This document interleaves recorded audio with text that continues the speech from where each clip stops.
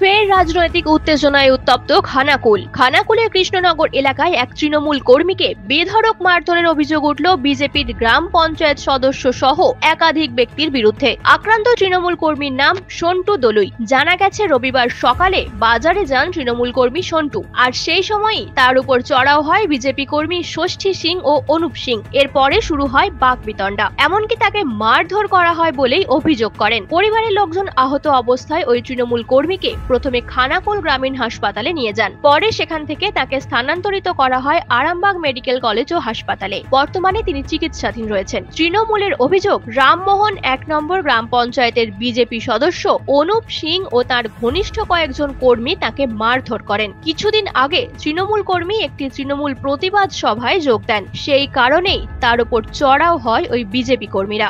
এর ঘটনা হয়েছে আমাদের গত পরশুদিন, যে আমাদের রামেন্দ্র সিংহরা একটা সভা করে গেছে, সেই সভাটা ওরা সহ্য করতে পারছে না বিজেপির কর্মীরা।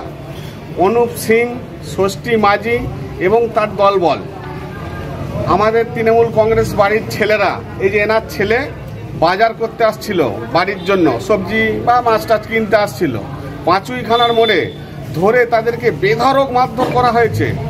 এবং অনুপ সিং চেলা কাঠ দিয়ে ওই ছেলেগুলোকে কোমরে, বুকে, পুরো কোমর ফাটিয়ে দিয়েছে। এক্সরে করতে হবে, বুকে শ্বাসকষ্ট হচ্ছে, এক্ষুনি আরামবাগ রেফার করেছে খানাকুল হসপিটাল থেকে, ওনাদেরকে আরামবাগ নিয়ে যাওয়া হচ্ছে।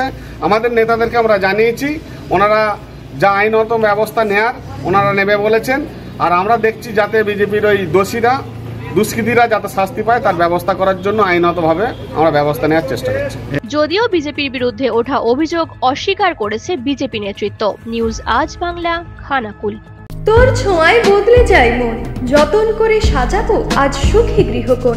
মন পছন্দের শেষ কথা মানি লোকপ্রিয় মার্বেল অ্যান্ড হার্ডওয়্যার, সততাই আমাদের মূলধন।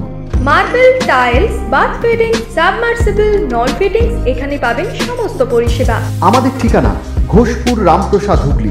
যোগাযোগ 8170926495 অথবা 7363023971। তাহলে আর দেরি কেন, আজই আসুন লোকপ্রিয় মার্বেল অ্যান্ড হার্ডওয়্যারে।